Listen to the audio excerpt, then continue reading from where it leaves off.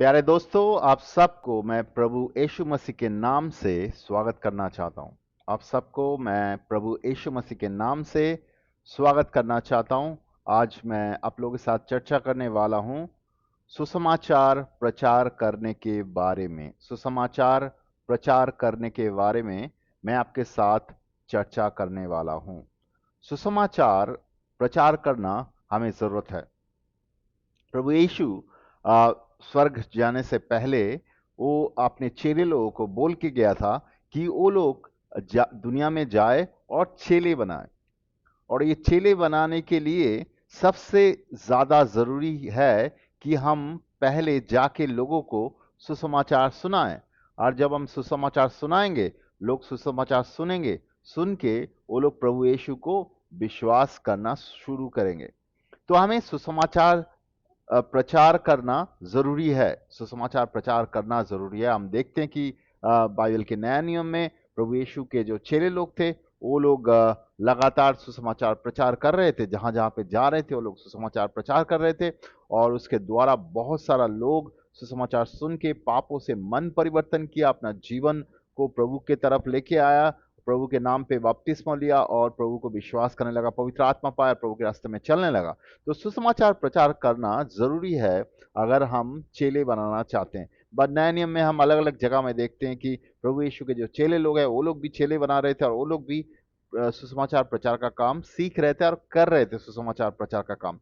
सुसमाचार प्रचार हमें जरूरी है। सुसमाचार प्रचार नहीं होगा तो हम परमेश्वर का काम को शुरू ही नहीं कर सकते। परमेश्वर का काम शुरू ही होता है सुसमाचार प्रचार के द्वारा। हम किसी को सुसमाचार प्रचार करेंगे, वो विश्वास करने लगेगा, फिर उसको हम सहायता कर सकते हैं पापों से मन परिवर्तन करने के लिए, बपतिस्मा लेने के लिए, पवित्र आत्मा ग्रहण करने के लिए। और उसके बाद वो अगर वो प्रभु यीशु में नया जीवन हो पाएगा, उसके बाद प्रभु यीशु में वो जो बढ़ने लगेगा एक विश्वासी के दौर पे, तो उसको हम सहायता कर सकते हैं कि वो भी बढ़े और प्रभु यीशु के चेले बने, चेले के जैसा जीवन जिए। तो सुसमाचार कैसे प्रचार करना है, ये जानना बहुत जरूरी है, ये बहुत महत्वपूर्ण है। और ये एक हम देखते हैं कि लगभग ज्यादातर जो कलीसिया हैं, कलीसिया में जो विश्वासी लोग हैं, उनके पास जाके जब बात किया जाता है, पता चलता है कि ज्यादातर लोग सुसमाचार कैसे प्रचार किया जाता है, सुसमाचार कैसे दूसरे के साथ शेयर किया जाता है, उसके बारे में उनको ज्यादातर का जानकारी नहीं है। तो हम सुसमाचार प्रचार के बारे में आज समझने वाले हैं। पहले तो ये सुसमाचार प्रचार जो है, ये किसी के साथ हमारा हमारा कहीं तरीका का नेगोशिएशन नहीं है, या किसी चीज का नेगोशिएशन नहीं है कि तुम्हें ऐसा, तुम प्लीज इस चीज को विश्वास कर लो, ऐसा नहीं है। सुसमाचार प्रचार मतलब परमेश्वर ने जो हमारे लिए किया है, प्रभु यीशु ने जो हमारे लिए किया है, हम लोग जो पाप के बंधन में थे, उसके बाद प्रभु यीशु आया हमें पाप के बंधन से छुड़ाने के लिए। उसने हमारे लिए क्रूस पे जीवन दिया, उसके बाद उसको गाड़ा गया, उसके बाद वो जी उठा। ये सारे चीज हमें उसके सामने लेके आना है, और उसके साथ साथ एक व्यक्ति कैसे विश्वास में आ सकता है, उसके सुसमाचार के साथ साथ उसको वो चीज के द्वारा सहायता करना है। हम ये सुसमाचार प्रचार के बारे में अगर देखना चाहते हैं, तो हम पहला कुरिन्थियों की किताब 15 का 1 से 4 में साधु पौलुस जो था वो प्रभु यीशु का चेला, वो ऐसे वहां पे बोल रहा है कि प्रभु यीशु, ये सुसमाचार है, प्रभु यीशु हमारे पापों के लिए मरा, उसके बाद गाड़ा गया, उसके बाद वो जी उठा। प्रभु यीशु इसलिए मरा कि वो हमें उद्धार दे सकते, वो हमें पापों का क्षमा दे सकते, वो परमेश्वर का धार्मिकता हमारे जीवन में आ सकता है, हम परमेश्वर के साथ जोड़ सकते हैं, परमेश्वर के पवित्रता सामर्थ्य हमारे जीवन में आ सकता है, और परमेश्वर के साथ हम जी सकते हैं। लेकिन हम प्रेरित के बुक में भी देखते हैं कि प्रेरित के बुक में अलग अलग जगह में, प्रेरित के बुक में 2 में और प्रेरित के बुक में 3 में, अलग अलग जगह पे हम देखते हैं कि जो प्रभु यीशु के चेले लोग थे, वो लोग भी सुसमाचार का प्रचार कर रहे थे, लोगों के पास शेयर कर रहे थे, बता रहे थे। एक व्यक्ति के साथ या ग्रुप में या बहुत सारे लोगों के सामने वो लोग सुसमाचार को उन लोगों को बता रहे थे, ताकि वो लोग विश्वास करने लगे। और हम देख पाते हैं कि प्रेरित के बुक में बहुत सारा लोग सुसमाचार सुन के पापों से मन परिवर्तन किया, पानी में बपतिस्मा लिया, पवित्र आत्मा पाया, परमेश्वर के नया जीवन में प्रवेश किया, प्रभु यीशु का नया जीवन में प्रवेश किया। उसके बाद लोग परमेश्वर में चलने लगा। तो ये सुसमाचार को हमें प्रचार करने के बारे में कुछ इंस्ट्रक्शन, कुछ समझ हमें होना चाहिए उसके प्रचार के बारे में। पहले हमें समझना जरूरी है कि सुसमाचार का मेन 3 पोर्शन होता है, 3 मेन भाग होता है, उसको हमें समझना जरूरी है। सुसमाचार को एक व्यक्ति के सामने हमें कैसे लेके जाना है, उसको कैसे समझाना है, कैसे बताना है, तो वो कैसे होना है, उसके लिए मेन जो 3 पार्ट है। पहला पार्ट है कि मनुष्यों का जो स्थिति है, मनुष्यों का स्थिति क्या है, मनुष्य पाप में पड़े हुए हैं, और ये पाप में मनुष्य क्यों है, एक्चुअली वो हमें उसको समझाना जरूरी है। बाइबल कहते हैं कि मनुष्य पाप में इसलिए है कि पहला मनुष्य, पहला पहला व्यक्ति जो आदम था और उसके पत्नी हब्बा था, तो वो लोग पाप में गिरा था, परमेश्वर का बाध्य हुआ था, वो पाप में गिरा था। इसलिए जो भी व्यक्ति, बाइबल में रोमियो की किताब में, रोमियो के 5 में लिखा हुआ है कि आदम के द्वारा जगत में पाप प्रवेश किया, मतलब जो भी अभी आज मनुष्य पैदा हो रहा है उसके अंदर पाप का नेचर लेके पैदा हो रहा है, पाप का स्वभाव लेके पैदा हो रहा है। उसके बाद हम जब बढ़ते हैं इस दुनिया में, तब लोग दूसरे को भी पाप करने देखते हैं, और उसके बाद वो देख के भी हम पाप करने लगते हैं। तो पापों के स्वभाव अंदर है, और पाप करना सीख रहे हैं, और पाप कर रहे हैं, और पाप में हम बढ़ रहे हैं, एक्चुअली पाप में बढ़ रहे हैं। और उसके बाद एक समय ऐसा होता है, पाप में बढ़ रहे हैं, ये हमारा पाप का जीवन है। और ये सिर्फ पाप में हम चल नहीं रहे हैं, ये आत्मिक रूप से वचन में बोलता है कि हम पापों के बंधन में भी है, पापों के बंधन में है। ये सिर्फ हम पाप कर रहे हैं ऐसा नहीं है, पापों का एक बंधन है, पापों का एक राज्य है। अगर हम पहला कोलोसियों के किताब 1 का 13-14 में जाएंगे, वहां पे पौलुस कह रहा है कि हम सबको परमेश्वर ने अंधकार के राज्य से छुड़ाया।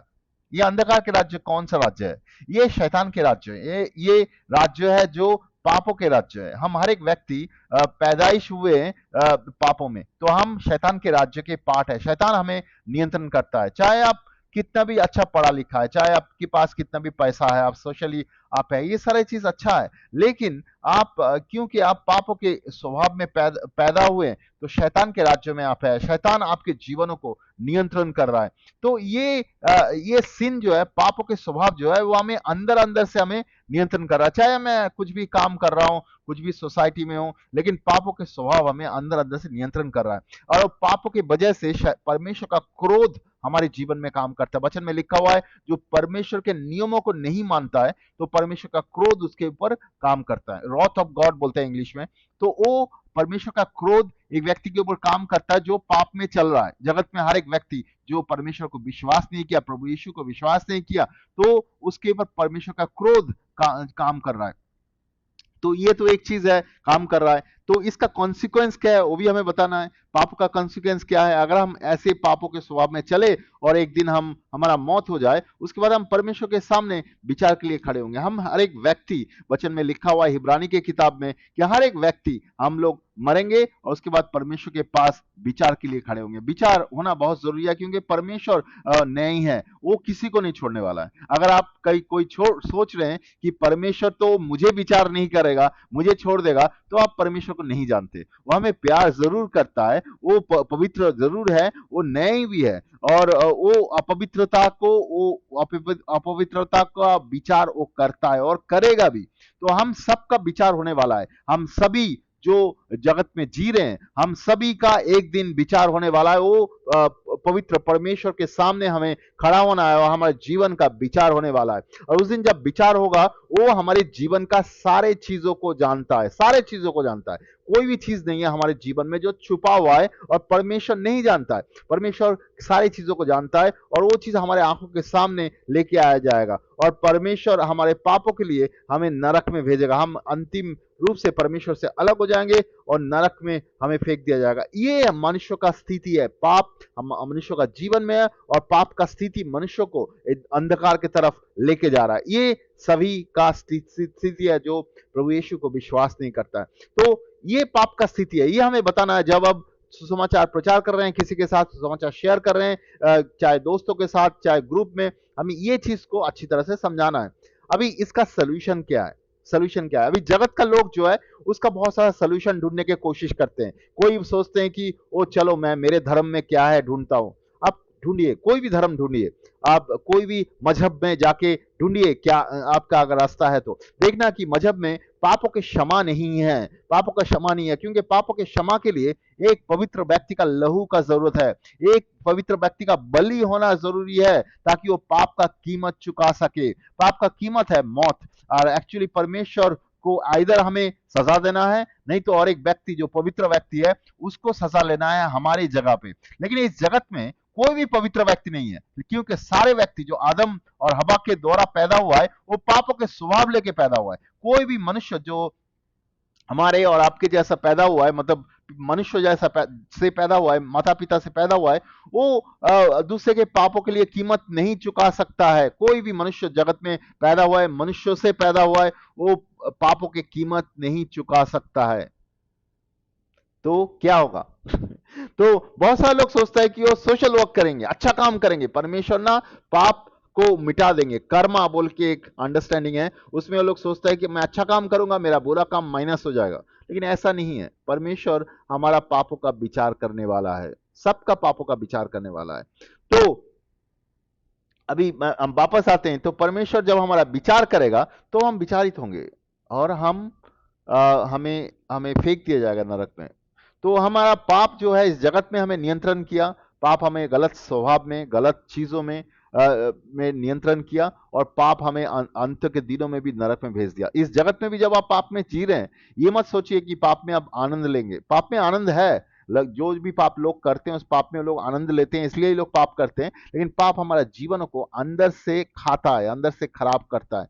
पाप हमारे परिवार में झगड़ा लड़ाई लेके आता है। पाप की वजह से लोग अलग अलग चीजों में, नशा में, अलग अलग स्वभाव में, गलत स्वभाव में, गलत चीजों में पड़े रहते हैं, क्योंकि पाप उसको बंधन में रख दिया है। रोमियो की किताब उसका 8 में लिखा हुआ है कि पाप हमें दासत्व में लेके जाता है, मतलब बंधन में लेके जाता है। तो पाप हमें इस सिचुएशन में रखा है कि हम बंधन में पड़े हुए हैं, हम वहां से निकल नहीं पा रहे हैं, और परमेश्वर का क्रोध हमारे जीवन में काम कर रहा है, और पाप की वजह से पाप हमारे जीवन को अंदर से खा रहा है और हमें नियंत्रण कर रहा है। और इस तरीके से हम अगर चलेंगे, एक दिन परमेश्वर के सामने विचार के लिए खड़े होंगे और हम खत्म हो जाने वाले। तो अभी इस रास्ते से हमें कौन बचाएगा, कैसे बचाएगा? तो यहां पे आता है प्रभु यीशु। प्रभु यीशु यहां पे आता है। प्रभु यीशु यहां पे इसलिए आता है कि वो हमारा पापों का कीमत चुकाया, वो पापों का कीमत चुकाया। प्रभु यीशु कैसे कर सकता है? मैं जैसे बोल रहा था कि एक मनुष्य आपके पापों के लिए नहीं मर सकता है, लेकिन प्रभु यीशु कैसे कर सकता है? प्रभु यीशु एक्चुअली मनुष्य से पैदा नहीं हुआ था। आप अगर वचन को पढ़ेंगे आपको पता चलेगा वहां पे वो पवित्र आत्मा के द्वारा पैदा हुआ था। पवित्र आत्मा के द्वारा पैदा हुआ था, कि इसलिए आदम का पाप का स्वभाव उसके अंदर नहीं था। उसके बाद उसका जब 30 साल की उम्र हुआ, वो पानी में बपतिस्मा लिया, पवित्र आत्मा उसके ऊपर उतर के आया। उसके बाद वो जगत में गया, अलग अलग जगह पे जाके सुसमाचार प्रचार किया, लोगों को बोला पापों से मन फिराओ, परमेश्वर के राज्य निकट है। लोगों को बोला पापों से मन फिराओ, परमेश्वर के राज्य निकट है। तो लोग उसको विश्वास करने लगे, वो पापों से मन फिराने लगे, और उसके चेले लोग उनको बपतिस्मा देने लगे। तो प्रभु यीशु कैसे हमारा पापों की कीमत चुका सकता है? ये जब प्रभु यीशु करने लगा, प्रभु यीशु उसके साथ साथ बहुत सारा मुर्दे को जिलाया, बहुत सारा बीमारियों को चंगा किया, बहुत सारा लोगों के अंदर से भूतों को भगाया। उसके बाद उसको जो तब के समय का जो धार्मिक धर्म को पालन करते थे, लेकिन वो अंदर से परमेश्वर को विश्वास नहीं करते थे, परमेश्वर को प्यार नहीं करते थे, वो लोग जो धर्म के रिलीजियन के अंदर फंसे हुए थे, वो लोग प्रभु यीशु को अपना दुश्मन समझा, और वो लोग उसको पकड़ा दिया। रोम जो उनके जो शासक था उसके हाथ में पकड़ा दिया, और उसको मारने के लिए आदेश दिया, और प्रभु यीशु को सूली पे मार दिया गया। उसको मारने से पहले उसका सर से लेकर पैर तक उसको पीटा गया, कूटा गया, उसका शरीर से लहू निकलने लगा, उसका शरीर फट गया, शरीर सर से लेकर पैर तक फट गया, सर के ऊपर कांटे के ताज उसको पहना दिया गया, कांटे का मुकुट पहना दिया गया, उसके बाद थूका गया, उसके बाद थप्पड़ मारा गया। आपको लगेगा कि ये तो बहुत नाइंसाफी हो रहा है। यस, उसके ऊपर नाइंसाफी हुआ था। उसके बाद उसको क्रूस पे डाल दिया गया, उसके हाथ में कील ठोक दिया गया, और उसके ऊपर क्रूस पे उसको संपूर्ण रूप पे नंगा करके उसको मार दिया गया। बहुत गलत हुआ, लेकिन ये परमेश्वर का योजना था, ताकि उसके द्वारा हमारे पापों के, आपके पापों की कीमत चुकाया जाए। परमेश्वर ने प्रभु यीशु को सूली पे जो प्रभु यीशु जो सूली पे गया, जो ऐसे हम देखते हैं कि तब के लोग जो वो शैतानी करके ये सारी चीज किया था, उसके अंदर उनके अंदर जेलासी था, उनके अंदर उनके तरफ घृणा था, इसलिए वो लोगों ने करवाया। लेकिन ये परमेश्वर का योजना था। परमेश्वर का योजना इसलिए था कि उसके द्वारा वो हमारा पापों का कीमत चुका सके। मैं जो बोल रहा था कि एक पवित्र व्यक्ति को मरना है हमारे पापों के लिए, और वो कीमत देंगे। और जो भी उनको जो उनका लांछना, उसका जो आघात, उसका जो घाव, उसका जो अपमान उसने सहा, वो सब आपका और मेरे पापों के लिए। हमारा जो भी पाप हम लोग करते हैं या किया है, वो सब चीज का कीमत उसने चुकाया सूली पे। अभी समझिए प्रभु यीशु ने कितना महान काम किया। उसके बाद वो जब उसको सूली पे उसने मरने के बाद उसको उसको उतारा गया, उसके बाद वो कब्र में रखा गया, और 3 दिन के बाद वो जी उठा, क्योंकि मौत का कोई भी ताकत उसके ऊपर नहीं था, क्योंकि वो खुद परमेश्वर था। उसके ऊपर मौत का कोई भी ताकत नहीं था, क्योंकि वो खुद कभी पाप नहीं किया था। मौत का कोई भी ताकत उसके ऊपर नहीं था। वो जब जी उठा, वो अपने लोगों के बीच में वो घूमने लगा। वो उसके उसके जो चेले लोग हैं उनके साथ समय बिताया। जिन लोगों को पहले तो डाउट हुआ कि ये सही में वो व्यक्ति है, कि उनको उनको डाउट हुआ कि ये सही में है क्या, वो लोग छू के देखा उसको, उनके साथ बातें किया, खाना खाया, उनके साथ समय बिताया। उसके बाद एक दिन प्रभु यीशु इस सर दुनिया छोड़ के चला गया, स्वर्ग में चला गया। अभी वो परमेश्वर के साथ बैठे हुए हैं। तो प्रभु यीशु ने हमारे पापों का कीमत चुकाया, वो रास्ता दिखाया कि हमें संपूर्ण रूप से पापों का क्षमा मिल सके, हम परमेश्वर के आंखों में संपूर्ण रूप से धार्मिक हो सके, और परमेश्वर के साथ हम जुड़ सके। हम परमेश्वर के हमें हमारा बीमारियों का जो चंगाई मिल सके, और हम परमेश्वर के साथ एक हो सके। प्रभु यीशु ने सूली पे चढ़ा, पूरे जगत के लिए पापों का कीमत चुकाया। लेकिन अभी प्रश्न ये है, अभी आप जब ये इतना शेयर करेंगे, उसके बाद आएगा ये कि ये तो ठीक है, लेकिन एक व्यक्ति ग्रहण कैसे करेगा? प्रभु यीशु को ग्रहण करने का चीज है कि मैं विश्वास कैसे करूं, तो शुरू कैसे करूं? तो कभी कभी लोग प्रचार करेगा उसको विश्वास कीजिए, लेकिन ये जो विश्वास करने का जो शब्द है, इसको थोड़ा सा सही तरीके से समझाना जरूरी है।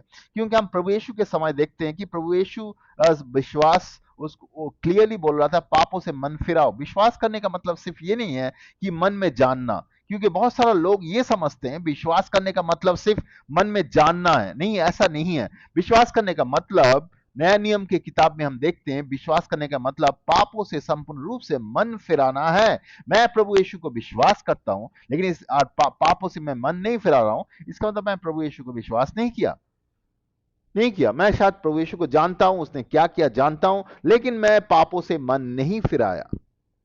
तो वो प्रभु यीशु का विश्वास तो नहीं है। प्रभु यीशु चाहता है हम पापों से संपूर्ण रूप से मन फिराए। तो वो मन फिराना जरूरी है। वचन में लिखा हुआ है हमें कॉन्फेस और रिनाउंस करना है, मतलब हमें स्वीकार करना है कौन सा पाप किया है, और उनसे मुड़ना है एक्चुअली प्रभु की तरफ। और जब मुड़ते हैं, परमेश्वर हमारा दिलों को बदल देता है। उसके साथ साथ परमेश्वर के वचन में ये भी देखते हैं कि हमें प्रभु के ग्रहण करने के लिए प्रभु यीशु को विश्वास करके पानी में बपतिस्मा लेना जरूरी है। अभी प्रश्न है कि ये किस लिए हम करते हैं? इसलिए करते हैं ताकि हमारा पुराना जीवन को अब कवर कर सके। रोमियो की किताब उसके 6 में लिखा हुआ है कि हमें पुराना जीवन को कवर करने के लिए पानी में बपतिस्मा लेना जरूरी है। इसके अलावा भी आप अलग अलग वचन में आप देख सकते हैं नया नियम में कि वहां पे लिखा हुआ है पानी बपतिस्मा पुराना जीवन को कवर करने के लिए किया जाता है। उसके साथ साथ ये भी हम देखते हैं कि हमें पवित्र आत्मा ग्रहण करने का जरूरत है। पवित्र आत्मा हमारे जीवन में ग्रहण करने का जरूरत है, तभी हम उसके आत्मा के द्वारा परमेश्वर के सामर्थ्य में, परमेश्वर के वचन के द्वारा परमेश्वर के रास्ते में चल सके। अगर उसके आत्मा हमारे अंदर नहीं है, तो उसके रास्ते में हम चलना मुश्किल है। तो ये पूरा चीज जो है ये सुसमाचार है। हम देखते हैं कि प्रेरित के बुक में जब प्रभु यीशु चला गया था जगत छोड़ के, उसके चेले लोग जब सुसमाचार प्रचार कर रहे थे, वो लोग सिर्फ लोगों को ये नहीं बोला तुम सिर्फ विश्वास करो। हम देखते हैं कि वहां पे लोग जो विश्वास करते हैं, उनको कुछ समय के अंदर ही उनको पानी में बपतिस्मा लेने के लिए या पवित्र आत्मा के लिए प्रार्थना के लिए उनके ऊपर मिनिस्ट्री किया गया, और वो लोग पवित्र आत्मा भी ग्रहण किया, पानी में भी बपतिस्मा लेते हैं। तो ये बहुत जरूरी है कि हम जब शेयर करेंगे उनका, जो हमारे मनुष्य का जो प्रॉब्लम है पाप, वो हमें शेयर करना है, उनसे बताना है। उसके बाद प्रभु यीशु कैसे हमें उद्धार देता है उसके बारे में बताना है। प्रभु यीशु कैसे सूली में चढ़ के मरा, उसके बाद वो कैसे गाड़ा गया, कैसे जी उठा, वो बताना है। उसके साथ साथ हम कैसे ग्रहण करेंगे उसको, पाप विश्वास करने का मतलब हम पापों से कैसे मन परिवर्तन करेंगे, उसको विश्वास करके कैसे हम पानी में बपतिस्मा लेंगे और पवित्र आत्मा ग्रहण करेंगे, ये भी हमें बताना जरूरी है। ये अगर हम ठीक से नहीं बताएंगे तो बहुत सारे लोग सोचते हैं कि ओ मैं प्रभु यीशु को तो विश्वास करता हूं, लेकिन वो एक्चुअली प्रभु यीशु को जानता है, मन से जानता है। तो वो जानना विश्वास नहीं है। अगर कोई विश्वास किया, वो मन परिवर्तन भी करता है, वो विश्वास किया, वो पानी में बपतिस्मा भी लिया, वो विश्वास करता है, वो पवित्र आत्मा भी पाता है। तो ये भी होना जरूरी है। ये नहीं होने से हमें प्रभु यीशु में नया जीवन हमें नहीं होगा। आप अगर यूना का किताब उसका 3 में जाएंगे, उसका प्रभु यीशु ने निकदम करके एक व्यक्ति से बात कर रहा था, वहां पे वो निकदम को कहता है कि तुम्हें अवश्य नया जीवन पाना जरूरी है। यूना का किताब उसका 3 का 7 में लिखा हुआ है, तुम्हें अवश्य नया जीवन पाना जरूरी है। नया जीवन है पानी और आत्मा का नया जीवन। तो पानी में बपतिस्मा लेना और आत्मा में उसको नया जीवन पाना जरूरी है। तो नया जीवन हमें प्रभु को विश्वास करके, पापों से मन परिवर्तन करके, पानी में बपतिस्मा लेके पवित्र आत्मा पाना है हमें नया जीवन। इसके द्वारा हम परमेश्वर के राज्य में प्रवेश करते हैं। आप अगर कुलिस्यों की किताब उसके 1 का 13 और 14 में जाएंगे, वहां पे आप देखेंगे कि लिखा हुआ है कि परमेश्वर ने हमें अंधकार के राज्य से निकाल के उसके पुत्र के राज्य, मतलब प्रभु यीशु के राज्य में प्रवेश करवाया। तो ऐसे ही हम प्रभु यीशु के राज्य में प्रवेश करते हैं। कैसे? सुसमाचार को विश्वास करके, पापों से मन परिवर्तन करके, पानी में बपतिस्मा लेके, पवित्र आत्मा ग्रहण करके हम उसके राज्य में प्रवेश करते हैं। तो ये एक मोटा मोटा दौर पे एक आउटलाइन है सुसमाचार शेयर करने का। ये सुसमाचार आप अलग अलग तरीके से शेयर कर सकते हैं, लेकिन मेन मैसेज आपको सेम एक ही मेन मैसेज आना चाहिए। मैसेज बदल नहीं जाता है। तो अलग अलग रास्ता है सुसमाचार शेयर करने का। हम बाइबल में भी देख सकते हैं, अलग अलग तरीका है, अलग अलग रास्ता है सुसमाचार शेयर करने का। लेकिन सुसमाचार एक ही है, सुसमाचार अलग अलग नहीं है। सुसमाचार एक ही, आप अलग अलग तरीका से लेके आ सकते हैं उस व्यक्ति को सुसमाचार की ओर, लेकिन आपका सुसमाचार का जो मेन संदेश है वो एक ही है, वो बदल नहीं गया। लेकिन अभी जब सुसमाचार शेयर करेंगे, तब करने के बाद अगर वो व्यक्ति प्रभु यीशु को विश्वास करना चाहता है, आप कैसे उसको सहायता करेंगे? ये भी बहुत महत्वपूर्ण है कि बहुत सारा समय हम सुसमाचार शेयर करते हैं बाहर लोगों के साथ, दोस्तों के साथ, ऑफिस में, स्कूल कॉलेज में या रास्ते में। तो लोग विश्वास करना चाहते हैं, तो तब हम कभी कभी कुछ गलत स्टेप्स ले लेते हैं। जैसे कि एक है कि सिनर्स प्रेयर, मतलब उसको बोला जाता है कि आइए हम आपके साथ एक प्रार्थना करेंगे। आप प्रार्थना विश्वास कीजिए, प्रभु यीशु को मैं विश्वास करता हूँ, प्रभु यीशु को मैं जीवन दिया, तो मैं प्रभु यीशु मेरा दिल में आओ। तो ये ऐसा टाइप का कुछ एक प्रार्थना करवाया जाता है जो कि बिब्लिकल नहीं है, जो कि बाइबल में ऐसा इसका कोई भी जिक्र नहीं किया हुआ है। तो अगर आप समझेंगे, ऐसा कोई प्रार्थना के द्वारा कोई प्रभु यीशु के नया जीवन में नहीं आ सकता। हमें पापों से मन परिवर्तन करना जरूरी है, नहीं तो आप नया जीवन में नहीं आ सकता। तो ये एक गलत तरीका है। इसके अलावा बहुत सारा जगह पे बोलता है तुम प्रभु यीशु को दिल में ग्रहण करो। तो वचन में ऐसा नहीं बोलता है, वचन में पहले मन परिवर्तन के लिए बोला हुआ है। तो मन परिवर्तन नहीं करने से आप प्रभु यीशु को अंदर ग्रहण नहीं कर सकते हैं। बहुत सारे लोग बोलता है आप जस्ट मन में विश्वास करो, उतना ही काफी है। तो वो भी नहीं है, वचन में ऐसा नहीं बोलता है। वचन में उनको बोला है विश्वास भी करो, मन परिवर्तन भी करो, पानी बपतिस्मा भी लो और पवित्र आत्मा भी ग्रहण करो। तो ये सारी चीज गलत तरीका है। एंड कुछ कुछ जगह पे जब लोग सुसमाचार शेयर करने के लिए उत्साहित होते हैं, इच्छा रखते हैं, जैसे अलग अलग कलीसिया में कभी कभी उनको गलत बोल दिया जाता है कि आप नहीं कर सकते हैं। कभी कभी बोला जाता है कि आपको बहुत मैच्योर क्रिश्चियन होना है तभी आप सुसमाचार शेयर कर सकते हैं। मैं विश्वास करता हूँ ये गलत है, क्योंकि कोई भी व्यक्ति जो प्रभु यीशु में नया जीवन पाया, वो सुसमाचार शेयर कर सकता है। एंड वो व्यक्ति को बहुत मैच्योर होने का जरूरत नहीं। लेकिन ये बात जरूरी है कि मैच्योर होने से आप अगर कोई जब सुसमाचार प्रचार कर रहे हैं, तो बहुत सारे लोग बहुत सारा प्रश्न करते हैं। आप मैच्योर होने से उस प्रश्न का उत्तर दे सकते हैं। लेकिन आप मैच्योर नहीं भी होने से तभी भी सुसमाचार प्रचार कर सकते हैं। अपना जीवन का साक्षी, अपना जीवन का जो टेस्टिमनी विटनेस है, वो भी आप बता सकते हो। वो भी बहुत महत्वपूर्ण होता है, वो भी पावरफुल होता है, वो भी उनको सहायता करेगा। तो ये चीज बहुत जरूरी है। बहुत सारा समय लोग बोलता है कि सुसमाचार शेयर करने के बाद जब लोग विश्वास करना चाहते हैं, उनको आपको चर्च बिल्डिंग में लेके आना है। ये जरूरी नहीं है, ये सही चीज नहीं है, क्योंकि वो इसलिए शायद होता है कि वो लोग जानते नहीं है उस व्यक्ति को, अगर वो व्यक्ति अगर विश्वास करना चाहता है उनको कैसे सहायता किया जाए, इसलिए वो लोग चर्च में लेके आना चाहता है। लोग, ये भी गलत है। लेकिन सुसमाचार सुसमाचार अगर आप शेयर कर रहे हैं, आपको सीखना भी जरूरी है उस व्यक्ति को कैसे सहायता करें। इसके बाद अगर वो विश्वास करना चाहते हैं, उसके साथ बैठ के बातें करना, उसको सहायता करना, पापों से मन परिवर्तन करने के लिए उसको सहायता करना, उसके अंदर कोई डिलीवरेंस का जरूरत है, छुटकारा का जरूरत है, उसको छुटकारा के लिए, उसको अगर हीलिंग का जरूरत है, उसको हीलिंग के लिए, उसके बाद उसको बपतिस्मो का जरूरत है, उसको बपतिस्मो में सहायता करने के लिए, पवित्र आत्मा बपतिस्मो के लिए प्रार्थना करने के लिए, ये सारी चीज आपको जानना जरूरी है, कैसे हम उस व्यक्ति को हेल्प कर सकते हैं। ऑफ कोर्स आप चर्च बिल्डिंग में उसको लेके आ सकते हैं, चर्च बिल्डिंग के पास्टर और दूसरे लोग उसको सहायता कर सकता है, लेकिन मेरा जो अंडरस्टैंडिंग है कि शिष्य बनने के लिए हम सबको सीखना है कि हमें कैसे सहायता करना है। आप अगर एक जगह पे है जहां पे कोई भी नहीं है आपको सहायता करने के लिए, तो आप उस व्यक्ति को कैसे सहायता करेंगे प्रभु यीशु को विश्वास में आने के लिए, बपतिस्मा लेने के लिए, मन परिवर्तन करने के लिए, डिलीवरेंस पाने के लिए। क्योंकि नया जीवन सिर्फ प्रभु यीशु को विश्वास करना मतलब सिर्फ सुसमाचार को सुनना नहीं है। उसके बाद अगर वो व्यक्ति मन परिवर्तन करना चाहता है, तो आप अगर नहीं जानेंगे कैसे मन परिवर्तन करवाने के लिए हेल्प करना होता है, तो आप नहीं कर पाएंगे। मान लीजिए वो व्यक्ति बपतिस्मा लेना चाहता है, लेकिन आपको पता नहीं कैसे बपतिस्मा दिया जाता है, तो आपको प्रॉब्लम है।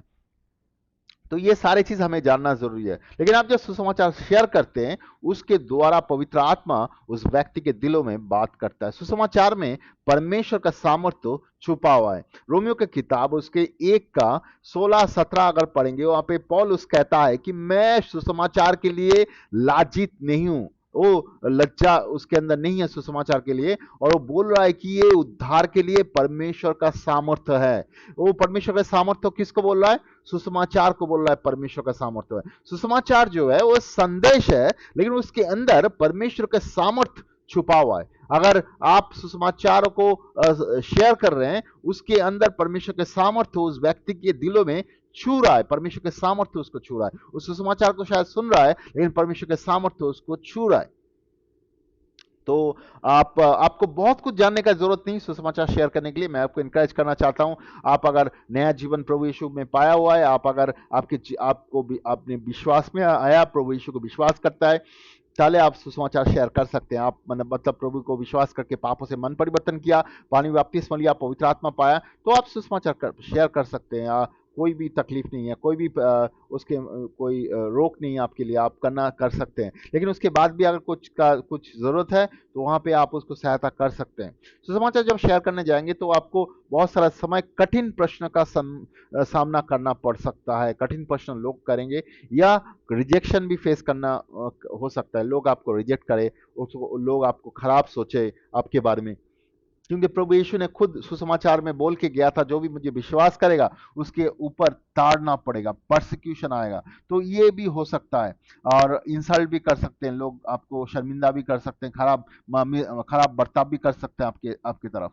तो आपको उसके तरफ गलत बर्ताव नहीं करना है, और आपको सहायता करना उस व्यक्ति को, जो व्यक्ति सुन रहा है उसको सही रीजनिंग देखिए। अगर आपके पास उसके प्रश्न का आंसर है, उसको आंसर देकर उसको सहायता करना है। अगर नहीं आंसर है, तो आप उसको बोल सकते हैं कि मैं बाद में सीख के आऊंगा, समझ के आऊंगा, मैं आपको बताऊंगा।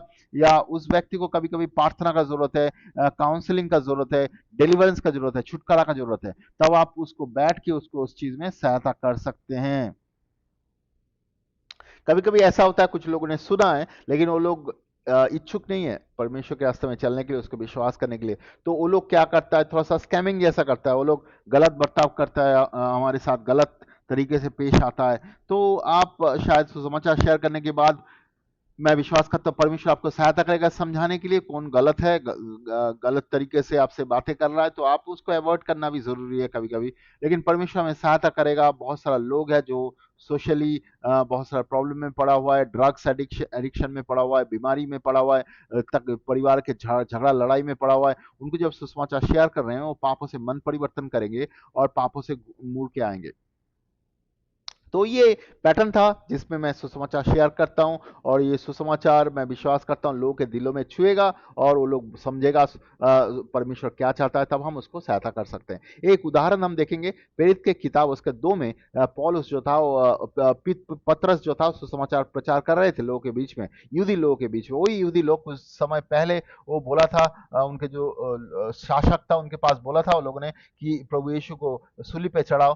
तो वही यहूदी लोग हैं, माफ कीजिएगा, वही यहूदी लोग हैं जो सुसमाचार सुन रहे थे पतरस के द्वारा। उसके बाद एक समय प्रेरित के 2 के 37 पे लिखा हुआ है कि उनको जब सुसमाचार सुनते हुए उनके दिलों में पवित्र आत्मा छुआ एक्चुअली, इसलिए लिखा हुआ है कि उसका दिल उनका उनका दिल छू गया एक्चुअली, वो जो संदेश था सुसमाचार का संदेश। और वो लोग पतरस और दूसरे भाइयों को बोला हमें करना क्या है भाई। हमें समझ में आया कि हमने पाप किया है, हमें समझ में आया प्रभु यीशु प्रभु है, और वो उसका मौत और पुनरुत्थान हुआ था, उसका मौत और पुनरुत्थान हुआ था हमारे पापों से मुक्त करने के लिए। तो हमें करना क्या है? तो पतरस ने उनको ये नहीं बोला कि आप कोई कलीसिया आके ज्वाइन करो, या आप इसके घर में जाके प्रार्थना के लिए ज्वाइन हो, या आओ हम आप एक साथ प्रार्थना करते हैं, ऐसे नहीं बोला पतरस। अगर आप प्रेरित के किताब उसका 2 का 37 38 39 पढ़ेंगे, वहां पे देखेंगे पतरस ने बहुत स्पष्ट तरीका से बोला उनको, पापों से मन परिवर्तन करो, और उसके बाद पापों की क्षमा के लिए प्रभु यीशु के नाम से बपतिस्मा लो और पवित्र आत्मा पाओ। तो ये चीज उनके पास स्पष्ट कर दिया गया। पापों से मन परिवर्तन करने के लिए, पानी में बपतिस्मा लेने के लिए, पवित्र आत्मा पाने के लिए। और उस दिन हमने देखते हैं वचन में 3000 विश्वासी प्रभु यीशु को ग्रहण किया। उसके बाद कलीसिया शुरू हुआ अलग अलग जगह पे। तो यही तरीका है एक्चुअली, रास्ता एक ही है, मतलब एक मैसेज एक ही है, लेकिन आप अलग अलग तरीका से उस चीज को लेके आ सकते हैं डिपेंडिंग अपॉन द सिचुएशन। आप किसी व्यक्ति से बात कर रहे हैं, उसका परिवार और सिचुएशन जो है, वहां से आप गॉस्पेल को लेके आइए, या दूसरे के परिवार में परिवार सिचुएशन अलग है, वहां पे गॉस्पेल को लेके आइए। वैसे लोग सुसमाचारों को समझ पाएंगे और विश्वास में आएंगे। तो आप ऐसे सुसमाचार को शेयर कर सकते हैं ताकि वो इफेक्टिव रहे। सुसमाचार सिर्फ बाजार में शेयर करना है या रास्ते के ऊपर शेयर करना है, ऐसा नहीं है। आप वन टू वन भी शेयर कर सकते हैं। आपके अविश्वासी दोस्त हैं, उनके पास भी आप सुसमाचार को शेयर कर सकते हैं, उसके साथ बैठ के उसको डिस्कशन कर सकते हैं। उसके साथ साथ वो बहुत सारा प्रश्न आपके पास लेके आ सकता है, अलग अलग मजहब के बारे में, मनुष्य के बारे में, प्रभु यीशु के बारे में। आप अगर उस चीज का प्रश्न का उत्तर जानते हैं तो उत्तर दे के उसको सहायता कर सकते हैं। तो हर एक व्यक्ति इस दुनिया में जो है वो परमेश्वर को ढूंढता है वो दिल से, लेकिन वो अलग अलग कारण की वजह से कुछ लोग बहुत ज्यादा ढूंढता है, कुछ लोग ढूंढता है लेकिन उतना कीन नहीं है, उतना वो उत्सुक नहीं है उस चीज को अच्छी तरह से ढूंढने के लिए। लेकिन मनुष्य जो है परमेश्वर को ढूंढ रहा है। तो हमें सुसमाचार शेयर करना जरूरी है इस जगत के लोगों के लिए, ताकि वो लोग सुसमाचार को सुने, पापों से मन परिवर्तन करे और परमेश्वर की तरफ मुड़े।